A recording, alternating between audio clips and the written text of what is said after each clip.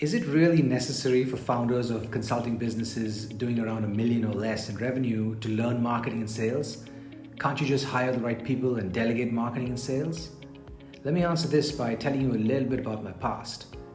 I owned a digital marketing agency once where we worked directly with founders. Google AdWords, Facebook ads, search engine optimization, those kinds of things. Clients would engage us and say, get us leads. But most of them would not thoroughly think through market needs, target buyers, solutions, and so on. So when sales didn't meet their expectations, who got blamed in the end? It's often the agency. That's when I realized that without strong marketing and sales chops, founders are going to be making wrong decisions at the top that will almost always guarantee failure later on.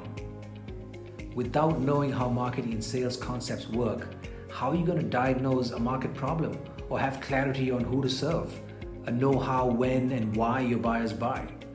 How do you size the market to understand the opportunity? How will you know how to increase the size and scope of a potential deal? I don't believe you can rely on a marketing agency or even an outsourced sales team for this.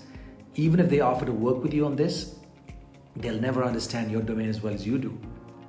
The clarity you bring about your market and your offering, plus a kick-ass marketing agency or outsourced sales team, that's what's going to produce magic. Not you simply outsourcing marketing and sales and saying, okay, now go find me new business.